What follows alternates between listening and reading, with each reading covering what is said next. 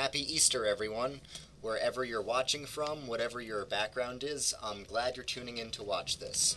So, I'm sure all of you know at least something about Easter, like the chocolate bunnies and all the eggs, but I'm not sure all of you know what Easter actually means, or at least not what it really means, like what it means for the world, what it means for the universe, and what it means for us.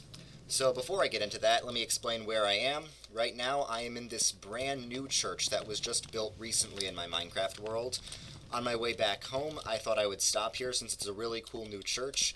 You can see there are a lot of like floor designs because the floor is made out of glazed terracotta. It's a really nicely designed place. There are a lot of designs on the walls and stuff, and yeah, it's a really pretty area out here too. Looks even better with the shader on. So yeah, now you might see it's morning in my Minecraft world, and with the shader helps you see like a beam of light coming through all the windows. It looks really cool. And yeah, so this morning in real life, I got up really early. I got up around like 6 o'clock. I went to an outdoor church service for Easter at 6:30, out by like the reservoir. And what my pastor talked about in his sermon was about the morning, about the dawn, about how morning is the transition from darkness to light. And it was right around dawn when he was saying that. Now, that got me thinking. I'd never really thought about, like the philosophy of mornings, even though I had always known that everything feels better in the morning, even if you had a bad day the previous day. Even if things are going wrong, there's still something very fresh and new about the morning. Because I know a lot of people are not morning people. I've always been a morning person. I've always loved the morning. And remember, we talked about Easter. It's a lot about, bunnies and eggs. I mean, that's not the main point of Easter, but it gets at an important idea because, Easter's in the spring. And spring is the transition from, like, death to life. Like in the winter, everything dies, and in the spring, everything blooms again. So, while these aren't the central points of Easter, this idea of renewal, of revival, is the central message of Easter. And these things like the springtime and the morning, this new birth, that helps point to it. So I never really thought about this before, but if you read the Bible, if you read the accounts of Jesus' resurrection in the Bible, it happens early in the morning.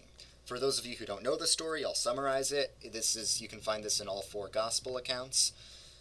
So Jesus had been dead for a few days, and some women came to visit his tomb. When they got there, the sun was just rising as they got there, and they found that Jesus' body was missing. They thought someone might have stolen it.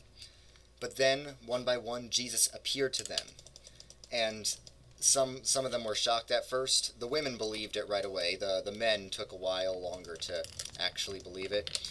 But yeah, so early in the morning is when they saw that their Lord and Savior was no longer dead but had risen from the grave.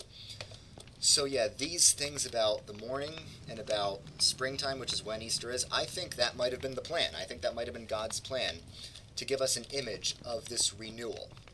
Now, the whole central message of Christianity, as opposed to other religions, something that Christianity has uniquely, is this idea of resurrection. Now, it's a reality in our universe that everything dies. What a pleasant thought on this lovely morning, isn't it? Everything dies. Guess what? You're gonna die. And so am I. And so is everyone and everything you care about. This universe has a fun little thing called the second law of thermodynamics, and something called entropy. That's science talk for everything eventually just falls apart. It's scientifically impossible for anything to last forever. And a lot of people have existential crises about this. People think, why does anything matter if it's all going to die? Why should I try? Why does anything matter in my life if I'm going to die? Why should I make the world a better place if the world's going to be destroyed? Which, by the way, it is one day. It might be 5 billion years, but it's going to happen. Nothing lasts forever. So, if everything's going to be destroyed eventually, aren't we just delaying the inevitable by trying to stay alive, by trying to make a good world? That would be correct if it weren't for the resurrection. Christianity teaches that this world is under the power of darkness right now. But the resurrection is the dawn. The resurrection is the morning. The resurrection is the transition from darkness into light. Because what Jesus did on the cross is he took on himself the sins of the whole world. And since he's God, he was able to conquer death. So death has already been conquered by Jesus, and Jesus is still alive today. He ascended into heaven pretty soon after he was resurrected, so he's not dead. He's alive right now in heaven, and one day he's going to come back to earth, and heaven and earth will be joined together. Then there's going to be a new earth where there's no death and no decay. So it's sort of like an already not yet kind of thing. If we believe in Jesus, and if we believe in the resurrection, then we don't have to despair about all the death in the universe. Yes, we know that this universe is under the power of darkness and death right now. But I think the reason that the Easter account happens in the morning, and the reason that Easter is in the springtime, is to give us a picture of this transition from death to life, from darkness into light. Easter is a celebration of the most important turning point in the history of the universe, because that's when Jesus conquered the biggest core problem of our universe. The Christian understanding is that this universe is indeed plagued by sin and death, but sin and death and evil lost its power when Jesus died on the cross and rose again 3 days later.